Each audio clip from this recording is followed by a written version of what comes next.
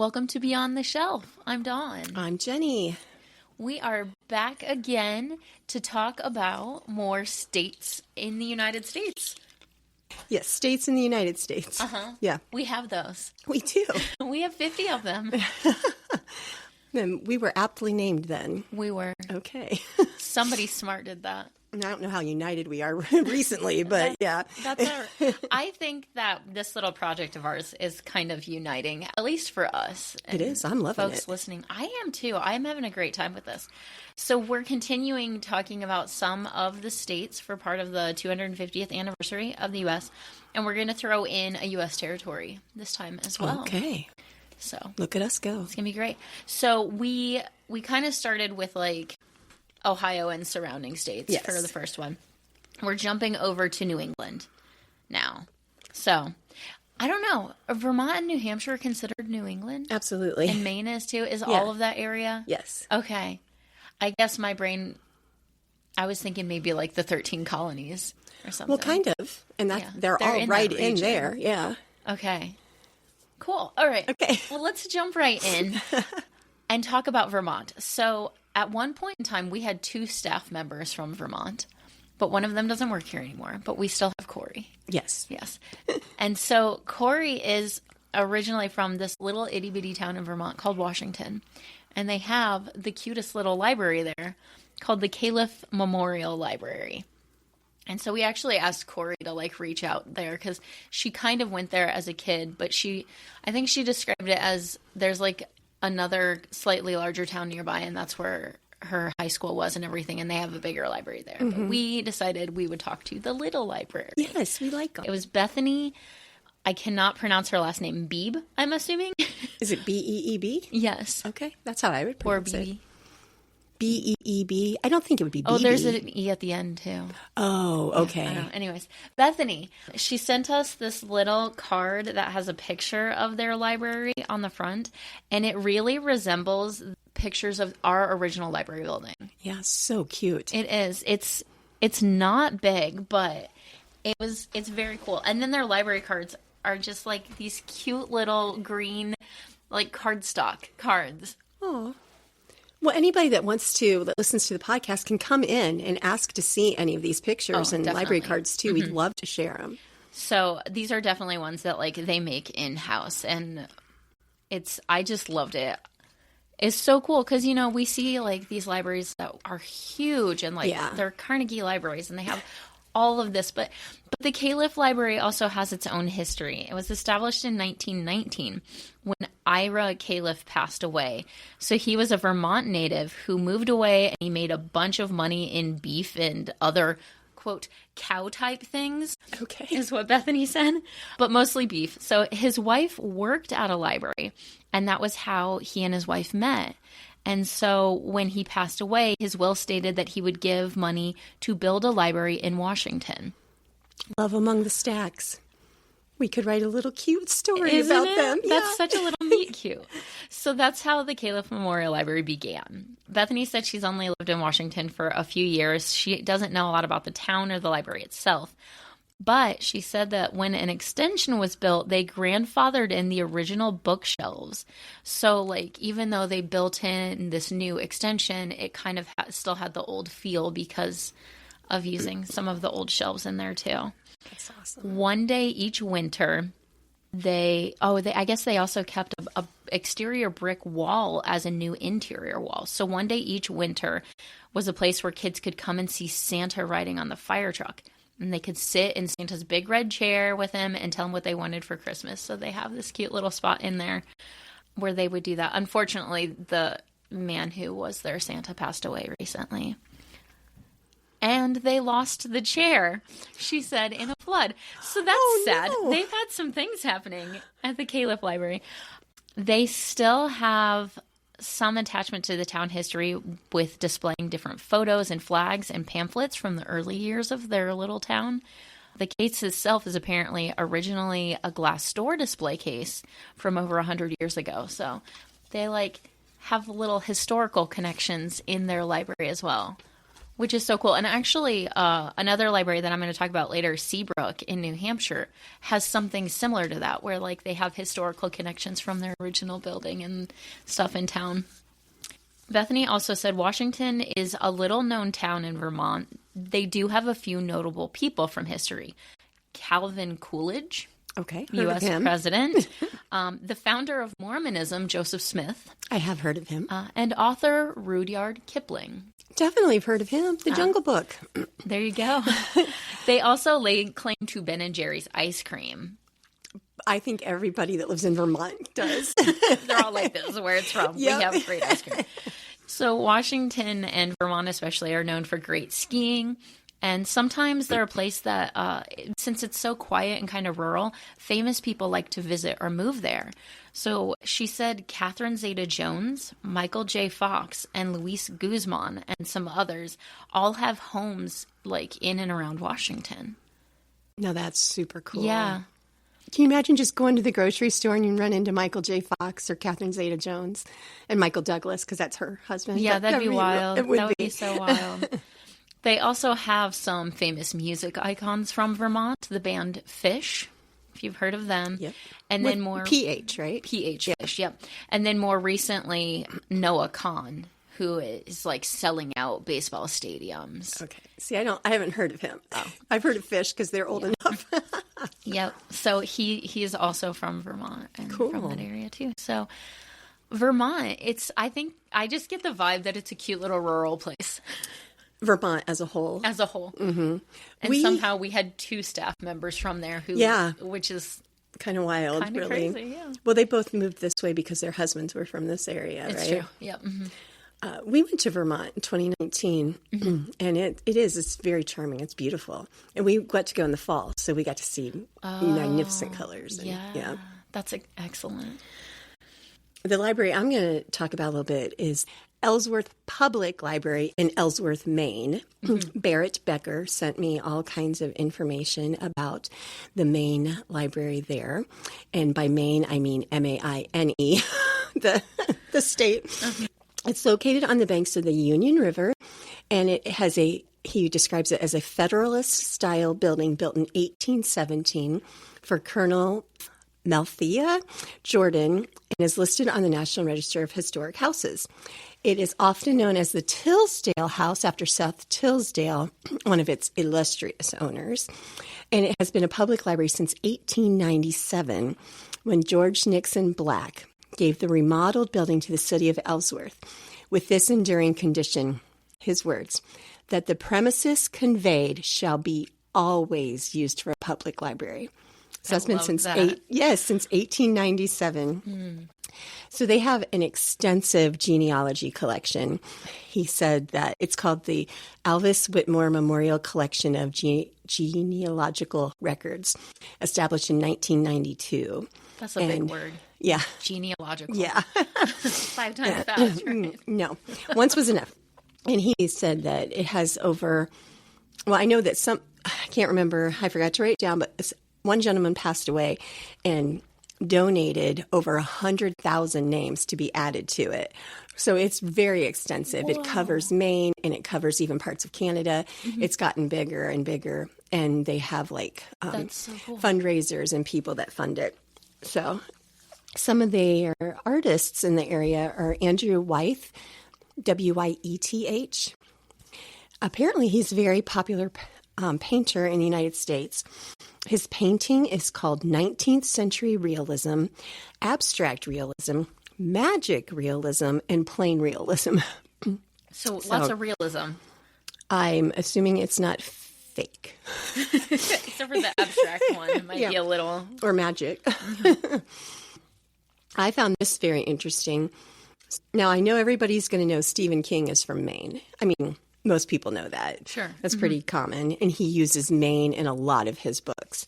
But I did not know that E.B. White, who wrote Charlotte's Web, is from Maine. Yeah. And Tess Gerritsen She's a crime novel author. Yeah. And it's become a TV show, Rizzoli and Isles. Mm-hmm. She writes those books. Mm-hmm. So she's from that area also. Oh, cool. And she gave a presentation at the Ellsworth Public Library last year. Yeah, local authors connecting with the library. Yeah. We love it. Let's see. Their country fair, he said, is celebrating its 50th this year. One thing that you and I found very interesting when we decided to contact this particular library is that they have a farmer's market that they work with. Yes. And it's called farmdrop.us. And so what you do is you order from the farmers that are available to pick from and what is ever available that week. Right. And then their library is one of the hubs where you go and pick up the produce that you've ordered. Mm-hmm. Or I don't know. It wasn't just produce. Like right. I spent like 10 minutes scrolling through this because it's like a website. Mm-hmm. There's like produce, but there's also like you can order like local meat. I figured, yeah. There's like probably lotions and stuff made from honey and all like that. Yeah. I think there was even like fiber products, like scarves or things. Yeah, but it was stuff made by llamas local people and sheep. Yeah. Yeah. I just thought, what a neat idea. Yeah. Like, if you can't make it to the farmer's market on Saturday morning or whenever, to be able to order and then pick it up at the library. Yeah. I thought that was the coolest thing. I think it's really cool. Now, it's similar to what we do. The difference is our local farmer actually donates to us. And so that's every other Wednesday throughout. It starts in like May to October, isn't it? It doesn't start in May. I think last year it didn't start until like June or July. Oh, okay. All right. So yeah, our thing is there's a nonprofit organization that works with local farmers. Yeah. And then they're able to bring like produce and vegetables to us here that anybody can take. Right. And I know that they drop off at the Boys and Girls Club and drop off at different locations. And so the same with this farm drop. They have different hubs where you can go and pick up your produce that you ordered online. It's kind of an online farmer's market idea. I think it's really cool. I thought it was great. Some of their current programs that Ellsworth is actually participating or actually doing right now is they're working on extending their library of things. Mm-hmm. And they are doing a new tool library in collaboration with other organizations. Mm-hmm. I don't know. That's all it says. I don't know how big the tools will get. I don't know if they'll have backhoes or anything like that. But so that's, I don't think I've seen a library have anything bigger than like a lawnmower. Yeah. For a library of things tool. I thought this was so cool. They have a costume closet that they open up every Halloween season. Yeah. Yeah. So kids and I think adults too, you just go and you pick out your Halloween costume. I'm assuming and hoping that you clean it and you bring it back, but maybe they have a way of dry cleaning it too. But my kids can get a little stinky going around trick-or-treating. But I just thought that having a costume closet is really cool. That is a neat idea. And I'm wondering if they may even be able to help. Maybe the high school can use costumes for their plays or stuff. I don't know that they do that for sure, but I just thought that I had. Sure. And then they've joined the Sustainable Libraries Initiative with other libraries in the country. I don't know what that means exactly, but it's pretty big. And Ellsworth is considered the biggest small city in Maine. But this is what I loved. They started running Hygge nights. Hygge, spelled Hygge. You've heard of them, right? Yeah. So they started it last year where the community comes together in the colder winter months, and it's been very popular, and as a result, they've just been popping up in different locations in Down East Maine also. Mm-hmm. For those that don't know what Hygge is, Hygge is a Danish and Norwegian term for a social and cozy atmosphere that brings a sense of contentment, comfort, and well-being. Mm-hmm. It involves embracing simple pleasures like candlelight and blankets and warm drinks and just quality time together. I love Hygge. Like don't you just love the idea of that at the library? Especially in the winter months, like in Maine. Yes, the sky is gray for like weeks on end, and I don't know about you, but I can feel it. Yeah, and like just being able to like relax in a comfortable place and like chat. Yeah. Or read a book. Or whatever. Cozy up with your blanket and your little candle. I love that. I do too. That's so cool. So that was from Barrett Becker. He is the Communications and Strategic Development Director at the Ellsworth Public Library. So thank you, Barrett. Thank you. I want to jaunt over to New Hampshire for this next one, for the Seabrook Library. So my best friend has a couple of young daughters who are very big into the zombies movies. And those movies are set in a fictional town called Seabrook. So that was one of my first thoughts when I saw this. But this library, this town doesn't have zombies as far as we're aware. Okay. I haven't been there. I don't know. Jenny, you emailed with Elizabeth, who is the director at the Seabrook Library, and she sent us this wonderful letter. And I was looking at this, trying to pull out tidbits, but I think I'm just going to read the letter because I feel like it was really well written. Sure. So there you go, Elizabeth. Our compliments to you on your letter writing. Yes. So she says, as promised, enclosed you'll find a Seabrook library card, which we have here, and 2 sniblets of Seabrook lore for you, taken straight from A Visual History of Seabrook, New Hampshire, written in 2018 by the chair of their Board of Library Trustees. His name is Eric Small. I love that she used the word sniblets. I've never heard that word before. Maybe it's a New England thing, but it's my new favorite word. So some sniblets for you. Mary Philbrick Swasey noted in her records that in 1783, French troops passed through Seabrook in their way to Portsmouth to sail for France. They passed the night in the Quaker Meeting House. Food was cooked at my grandfather's house by request of the French officers, but before it could be cooked, the soldiers were so hungry that they opened a rib of salt mackerel, which they found in the back hall, and ate them all raw before their rations could be cooked. Ew. So there's that one. And then the other sniblet. Norris Pavere operated the blacksmith shop on the east side of Route 1. With the advent of the automobile, the blacksmith shop eventually became a filling station and an auto repair business. By 1910, Norris purchased 2 trade signs. They were life-size, painted tin men, each one with a sign on his back that read, "Look, oil." Okay. Norris attached one to the south side and the other to the north, near the pitch of the roof. These men appeared to be climbing up the side of the blacksmith shop. That's cool. It caught the eye of everyone traveling north and south. Around 1915, "Look Oil" was painted over with the words, "The Old Man of Seabrook," creating a landmark for hundreds of thousands traveling along Route 1. Hurricane Gloria damaged the south sign, and a fire demolished the blacksmith shop on May 27, 1993. The old man was given to Seabrook Historical Society, which held a fundraising drive to preserve this, quote, famous historic work of art. It now hangs in the Seabrook Library. Aww. Isn't that cute? And then she just had one more final tidbit. The current library was built in 1994 as a part of a larger municipal complex, which also houses the police and fire departments, and was funded by the Seabrook Nuclear Power Plant. Ooh. 3 directors before me, a woman also named Elizabeth, who went by Buffy, had a marvelous forward-looking inspiration. The town's first library was an all-wooden structure built in 1892 in honor of Augustus Brown, who was part of one of Seabrook's prominent founding families. When the new library was built, the previous director, Elizabeth, insisted on the old building's preservation and transportation onto the new library's campus, roughly 3/4 of a mile down the road and through the woods. Today, the historic Brown Library is connected to our modern-day facility, housing the Historic Society, and is a breathtaking tribute to the town's commitment to public libraries over time.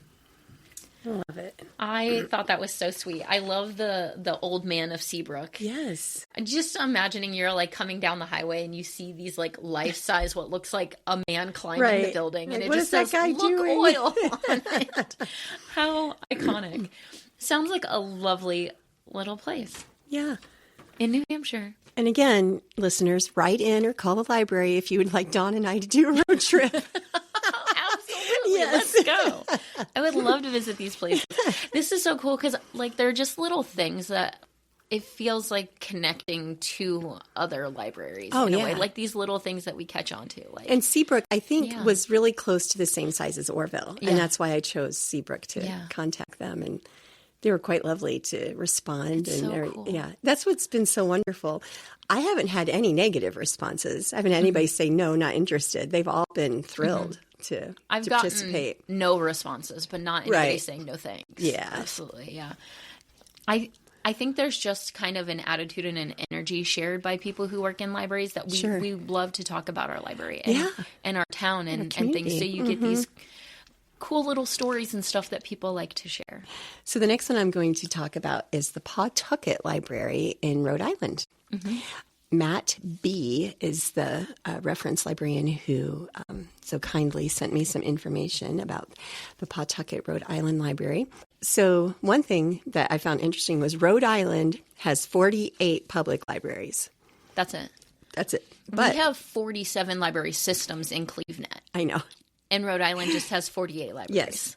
And well, that 47 doesn't even include all the extra little branches off of all of those. That's why I said library systems. Right, exactly. Specifically, yes. But Rhode Island, of course, is the smallest state in the Union. From the Massachusetts border to the coast, it's only 48 miles, north to south. And it's only 37 miles east to west.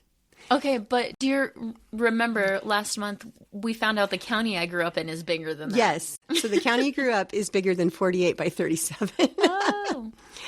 Rhode Island was the first state to declare independence from Great Britain on May 4th, 1776. Rhode Island. Talk about, that's a way to celebrate America, 250, Yes. right? They have a strong pride in their independence ever since Roger William, a Baptist minister, founded the settlement at Providence Plantations, which later became the state capital of Providence. In 1636, after he was expelled from Puritan Boston for suggesting the revolutionary ideas of religious liberty and the separation of church and state. And they didn't, so he was like, fine, I'll make my own state. Yeah, pretty much. Pawtucket is a small city immediately north of Providence. It is considered the birthplace of the American Industrial Revolution. Oh. When Samuel Slater built the first cotton mill on the banks of the Blackstone River in 1793. Pawtucket Public Library is situated in a historical building, originally built in 1902 and donated to the city by Pawtucket's first mayor, Frederick Clark Sales, in memory of his wife, Deborah Cook Sales. Another library love story. Yep. The library is credited with a number of firsts due to the vision and work of the library's first director, Minerva Sanders.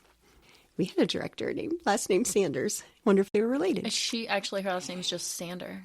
Oh, There's I've no seen it. S. Never mind. Yeah. Not related. Move on. So, you're right. It's just Margaret Sander, not Minerva Sanders. Yep, we had, same initials. Doesn't count. Yep. So they were the first library in the country to allow users open access to the library stacks. So back in the day. Before that, you couldn't browse. Nope. You would just hope Minerva. that yeah. Wow. They were one of the first libraries to open on Sundays to accommodate the Pawtucket mill workers because they worked 6 days a week. Oh, man. And they were one of the very first libraries to allow children under the age of 14 into the public library. Pawtucket. Yeah. Way to go. This library is also home to the Elizabeth Johnson Pawtucket History Research Center, which has an extensive collection of materials dealing with local history and genealogy. So Pawtucket. What a revolutionary library. Yes, absolutely. I did not know Rhode Island was so cool. Yeah, well, yeah. We spent the spent the night. We spent the night in Providence when we were going to Vermont, and we stayed a little Airbnb, and it was like a triplex. So there was somebody below us, somebody above us. Okay. We got there before the people above us. Well, the people above us were like college students, and they came in and they were partying all night long. Oh. Kept me awake. Literally all night long. At one point, they made this huge noise. I thought they were coming through the ceiling. My son had got up to go to the bathroom, and he knocks on my door, and he's like, "Mom, can you hear all that?" And I'm like, "I've been hearing it for hours." And he's like, "I'm going up there." And I'm like, No, Joe, don't go up there. But he did. He goes up and he knocks on the door. Nothing. They didn't even hear him. They were so loud. So I messaged the people that we got the place from. He said, I wish you would have told me last night, even in the middle of the night. He came over first thing in the morning, kicked them out, and they were supposed to stay for the whole weekend. Mm-hmm. And he's like, no, this is not the kind of Airbnb I run. Get out of here. So anyhow, that was my experience in Rhode Island. Wow. But I didn't see the library. I have some ancestors who lived there, like in Massachusetts and Rhode Island and cool. all around in there. I mean, it was like 200 years ago, but yeah. So you didn't run into them at the reunion last weekend or whatever. Nope. Right. Oh, great. Okay. The next place I have to talk about is American Samoa. So we can either stay in New England or we can go to the South Pacific. Oh, I can finish us up in New England. That's fine. I had great interaction with Amanda Goggle, who is the director at the Winchester, Massachusetts Library. So we had Winchester, Indiana, and now we have Winchester, Massachusetts. Yes, it's a theme. I'm trying to find all the Winchester libraries. Awesome. Actually, that's exactly what I did. I went through, and the next month we have several that have like Ohio type names that we'll talk about. Like Cleveland County. Yeah. Okay. So this one is Winchester. Obviously, we talked about Supernatural before, the Winchester brothers. Mm-hmm. They're not from Winchester, Massachusetts, though. Oh, so it's just a name connection. The area where Winchester sits was first colonized in 1638 by Puritan settlers. In 1850, it was incorporated into a town, and the new town was almost named Columbus. But instead, the town fathers chose to honor a wealthy businessman named Lieutenant Colonel William P. Winchester, because they were expecting to return the favor in a tangible way by naming it after him. And he did. He donated $3,000 to the new town. Which would have been a lot. Yeah. But he died suddenly within months of the incorporation of the town, bearing his name, and he never set foot in the town that was named after him. Oh, my gosh. I know. Isn't that sad, though? It's terrible. In 1900, his family gave the library a big silver punch bowl that had belonged to him. And it's been on display ever since 1900. Okay, can I just point out that, like, people like to give libraries things that, like, I get that's a historical item and it's from, like, the guy the town's named after and everything. Yeah. But, like, don't you think people want to give us weird stuff sometimes? Yeah. We have some weird things right now that we don't know what to do with. Exactly. I won't say what they are. Mr. Winchester's punch bowl. Yes. So in 1900, his family gave this big silver punch bowl, and it's been on display ever since, except for a brief time in 1978 when it was stolen. And she sent me the newspaper article about it because she did not know. I'm going to read it. Oh. She's like, I had just learned about this while I was writing this email, and she said I've attached the article because it's so funny. Underneath this very ornate punch bowl, it says, the Colonel Winchester Bowl, recovered. Yeah. I love this. Yeah, so I'm going to read this article because it's I won't read the whole thing, but it's really funny. Like, it must have had more than just monetary value if somebody if it was silver. And it's silver. But after passing through several hands and possibly several states, the Colonel William Winchester Silver Bowl, stolen July 5th from the Winchester Public Library, has been returned to the town, relatively unharmed, says the police report. According to Chief of Police John McHugh, the bowl, worth about $10,000, was delivered to his custody Saturday, wrapped in plastic bags and sheets by an unidentified man. What? No charges or arrests will be sought, according to McHugh, because we have no solid evidence to back us up. McHugh said the bowl was returned through the efforts of 4 police officers, Sergeant Roland Roy and Inspector William O'Neill, working on one team, and Lieutenant William Haggerty and Officer Frank Vozella working on another. According to the chief, the 2 teams worked independently, and neither was aware of the other. They both worked with different sources, McHugh said. When I realized that it was time to collaborate our efforts, I told the men, and within a few days, the bowl was returned. I had to put some of my scruples aside for a moment and accept the bowl without arresting somebody, but I realized it was for the benefit of the town to get the bowl back undamaged. The bowl, presented to the colonel as a memoir from his shipmates on the vessel Northern Lights around the turn of the century, is a little out of alignment, according to Leela Jane Roberts, the town librarian. We were awfully lucky to get it back, Miss Roberts said. The bowl stolen from a second-floor window, just 3 inches outside the interior alarm trip line. will be examined by a Boston silversmith and repaired. Library trustees will vote at its September meeting where to place the bull and what kind of security requirements should be implemented. Ms. Roberts said she will visit the Boston Museum of Fine Arts to investigate proper security measures for the bull. The librarian said youths probably stole the bull. Youths, not realizing what they were getting into. The chief said the merchandise passed through several hands, traveled to Boston, back to Maine, possibly New York, and may have been buried. It's the kind of merchandise that is even hard to conceal, the chief said, and we couldn't just nab one of the persons we thought had it because if they didn't, the bull could have easily been dumped into the river or the town incinerator. The chief said, what's most important is that it's back.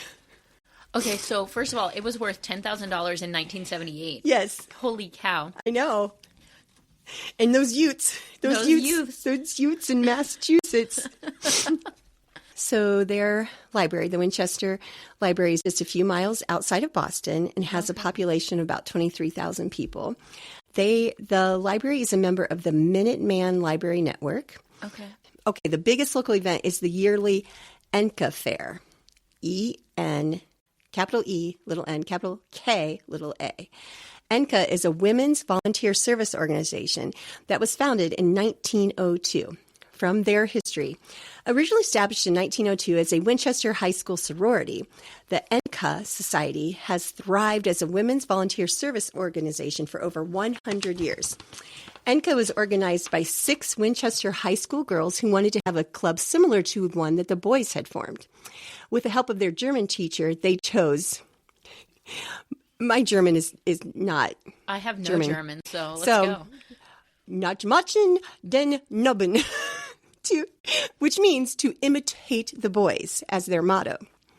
Soon the motto is abbreviated to the letters N and K, which pronounced in German is ENKA, E-N-K-A, the name they use today. Their first street fundraiser was held in 1935, and it's still eagerly awaited weekend every year, and it's the closest thing they have to a local holiday.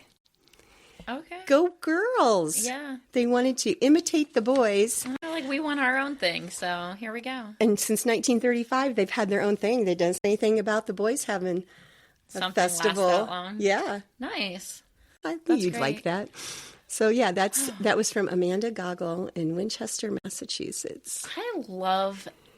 Okay, people are weird. Yeah. That's what I'm going to go with. Yeah. Like, they've got everything. They're like, we've got the street fair that somebody just made up. We've got a bowl that got stolen. Yeah. She just found out that story, too, and I think that is really cool that she found that out when she was doing research for us. Yeah. I mean, when I go through our local newspaper and reading stuff from, years ago, there's a story in there about a woman who...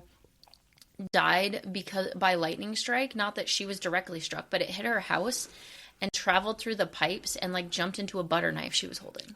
Oh my gosh. Wow. Yeah. Just the I think that's how it traveled. It was something like that. But well, I know somebody that was hit by lightning. It was a brother and sister, and the brother tells the story. Mm-hmm. They're pulling carrots out of the garden. He's like, I don't know why we were doing it in the rain, but they were. But they figured out a lightning strike hit miles away, and lightning travels underground. And when they pulled the carrots, the lightning bolt came up, bounced off his chest, hit his sister. She coded for 30 minutes. Oh my gosh. Yeah. Because of carrots. They both wore glasses before they got hit by lightning, and they've never had to wear them since. I don't think I'll be trying I won't recommend that. Oh my gosh. But isn't that interesting? Lightning is pretty powerful stuff. Okay. So we're going to travel from the Atlantic shore all the way over to the Pacific and talk about American Samoa. So I did reach out to the Felipe Barstow Public Library over there, but unfortunately did not get any responses from them yet. Hopefully we will later. But I gathered some information from their website and from doing some research so we could learn a little bit about American Samoa. So it is located in the Polynesia region of the South Pacific Ocean. It's the southernmost U.S. territory, situated about 2,200 miles southwest of Hawaii. Way over there. So the United States took possession of American Samoa in the late 19th century and developed it into a major naval outpost. I was reading it actually was a very important kind of point for the Navy during the Second World War. Generally, though, American Samoa is very independent of the U.S. government, except for the naval presence. The native Samoans have chosen not to fully integrate with the U.S., so they have created their own government system that's called the Samoan Fono, and it is an indigenous democratic system. And it kind of makes sense for their distance that they're not like super integrated. Their residents don't have birthright citizenship, but they are what are called non-resident nationals. Okay. Which I didn't look into a lot of what that means. So the Filidi Barstow Library is according to their website, the central public library for American Samoa. So American Samoa is a collection of smaller islands that are part of the greater Large Samoan Islands in that region. The current building opened in April of 2000, which I thought was neat because that means that their building is about as old as our newest renovations. We're pretty similar in that way. Their collection has over 27,000 items, and they have over 13,000 card holders. Oh, wow. They do tours at their library, and they teach about how to use resources. I was looking at their Facebook page, and they have like daycares come in and different like adult care groups come in, do stuff there as well. And they have what is called the American Samoa Library Consortium, which includes 2 locations of the Barstow Library, 2 colleges, the Polynesian Photo Archive, and then their like Department of High Schools is also connected with their library system. I thought was really neat. I was trying to see if there were any like authors or well-known people that would be from American Samoa that we might know. So they had a local author who was a poet who passed away recently named John Enright. But when I was looking him up, I found out that there was a novelist also named John Enright who did not live in American Samoa. So very different people apparently, but both writers. More well-known, Dwayne "The Rock" Johnson. I was going to say that. I was like, you had to have found that out. Yep. So he would have been in like the Fast and Furious movies, and he was the voice of Maui in Moana. And Al Harrington, who was on the original Hawaii Five-0. Oh. Also. A couple of NFL players that might be familiar. Troy Polamalu, who played for the Steelers. I'm sure I pronounced his name wrong. And then Penei Sewell, who currently plays for the Detroit Lions, is also from American Samoa. And then also politician Tulsi Gabbard, who represented Hawaii, served in the National Guard, and is considered the highest-ranking Pacific Islander American government official in U.S. history. That's a big long sentence. That is. So it's kind of like a small place and very like proud of their Polynesian cultures. Mm-hmm. A U.S. territory, but kind of just do their own thing there. Right. So I thought it was really cool. And actually, a friend of ours was just out that way recently on a cruise. Yeah. Oh, yeah, I didn't know that. Yeah. What a jerk. Goes to all these cruises. Yeah. So the Filidi Barstow Public Library is located in the village of Utule, which is near the capital of American Samoa, which is pronounced Pongo Pongo. Hey, something you could pronounce. Yeah, that something I could pronounce Yeah. this time. Yeah. Oh, the other thing that I saw that was really cool when I was looking on their Facebook is that they have a bookmobile, but it is much like our van. And is it a boat? It is not a boat. Oh. It's a Sprinter van, like our Library on the Go van. And it says Library on the Go on the side of it, too. Oh, cool. I was like, hey, we match. I was hoping it was a boat. It was that not, went to all the no. islands. No. Yeah, some of the islands that make up American Samoa are not inhabited, and they're like atolls. But the main island is where they got their library and their photo archive and the college libraries and everything as well. That's so cool. Yeah, it was very neat. Yeah. I'm still hoping to be able to connect with them and exchange library cards and everything as well. So I hope so. That'll be great. Yeah, this has just been so much fun. I don't know if anybody else is having fun. You and I are having a great time. We are, like, learning about these places. And then, like I said, like, learning how we're the same. Yeah. Even though we're across the country. Yeah. Or an ocean. And everybody gets excited when the library cards come in, too. I know. Here in the building to look at them. In the building. They're like, do we get to see all the cards? Like, yes, absolutely. We're like, no. No, they're Dawn for and us. I just keep them for us. we just cuddle them and look at them. And I'll Using trade his you a bookmarks. Massachusetts for a New Hampshire. Yeah. We'll make our own little card game with them. Totally. That'll be like Magic the Gathering. Oh, goodness. Yeah. All right. So what is happening in our library in March? In our library in March, we have, of course, lots of stuff. I feel like we always have so much happening. We are one cool library. If we do say so. Yeah. So the seed exchange has begun March through the end of May. If you're not familiar with that, you can bring in seeds or you can just come and pick some up. There are usually different kinds of vegetables and different flowers and all kinds of stuff like loofah plants. Oh. Yeah. That's interesting. Yeah. I know that there were some seeds for that last year and all kinds of fun different things. So yeah, you just come in, you can leave some seeds, you can bring some seeds, label them so people know what they are. Yeah. Yeah. Yeah. And that does run through the end of May, so there's lots of time to come check out the seed exchange. And this coming Thursday, the 12th, we will have our book club at 10 a.m., 6:30 p.m. They're going to be reading The Midnight Library by Matt Haig. Mm-hmm. I read that a couple of years ago. Mm-hmm. I liked it. So one cool thing with book club, Virginia, who runs that, reaches out to every author and is just like, hey, our book club's reading your book. Mm-hmm. Last month, was it? Just here in February, they actually got to do a phone call with the author, with Willie Vlotton, about his book and talk to him. So you never know who's going to pop in or show up at book club. I don't think that the morning one got him, but I think the evening one got him. So I think he lives on the West Coast. And so he texted Virginia, was like, wait, 7:00 my time or your time? Yeah. Yeah. So sometimes that'll happen. Yeah, if he thought it was 7:00 our time, it'd be 4 a.m. for him. Or He's something. Like, I'm not getting up at 4 a.m. We understand, Willie. Yeah. The preschool play lab is continuing, and that'll be Wednesday, March 4th and March 18th from 1:30 to 4:30. That's just a drop-in thing, and there's tons of hands-on activity getting kids ready for preschool and kindergarten. Mm-hmm, mm-hmm. And that's from basically ages 2 to 5. Yeah. Mm-hmm. Okay. If you have an older sibling, they can come too, of course. Obviously. Yep.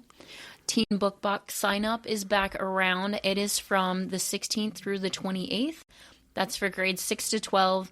And again, it's just, register, tell me what you like to read, and I'll pick out some books and treats for you. And then the pickup for those book boxes will be in April.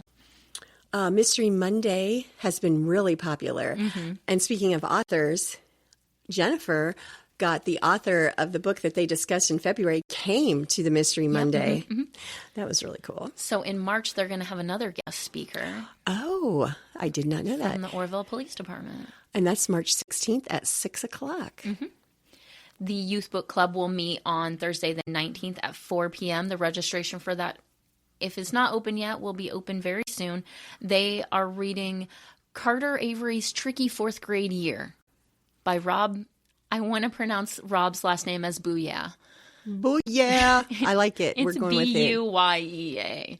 Bye. So that is the book club for 4th to 6th grade students. The 5th Local Author Festival is Saturday, March 21st from 10 to 1. We have 30 plus authors. We do. We're squeezing into this building. Oh, they're going to be shoulder to shoulder in here. They're going to get to know one another really well and exchange cards and books. And it'll be great. And of course, Dawn and I will be interviewing roughly 8 to 10, I think. And then that will be in a future episode. Yeah, that'll be a special episode. We'll also have a couple of food trucks and a coffee truck here that day. Oh, awesome. Do you know what food trucks are coming? It will be Rollin' with Sayo. Okay. And Patio 114 Barbecue. Oh, I've never heard of them. Yeah. And then Travelin' Tom's Coffee will be here as well. Very good. Yeah. And the last thing that we have on the calendar for March are some teen maker days. So during the week of Orville spring break on the 24th, 25th, and 26th, which is Tuesday, Wednesday, Thursday, you can drop in at noon and we're going to have some 3D printers and stuff out and maybe try to make some little cool things and have fun. Fun. Yeah. So, if they drop in on Tuesday and they have something they want to make and it's not quite done, they could probably come back and pick it up Thursday or whatever. Yeah. Okay. Mm-hmm. That's great. Yeah. And then, of course, story times are going on and yes, all of the regular other things. Yeah, if you wanted to do story time and you missed the sign up, go ahead and call because sometimes they're not full. And even if you miss week 1, you can still come in. You can come in at any time. If you can only make 1 week, come right. anyways. Yeah, absolutely. And we also have the family drop-in times, too, on Monday nights and Tuesday nights. Yep. And those are always really popular. So they are. So all the things. All again. the things, all the time at the Orville Public Library. Yeah. Thanks, everybody, for following along with us this year as we celebrate America and libraries and the country. And everybody have a great rest of the month, and we'll talk to you in April.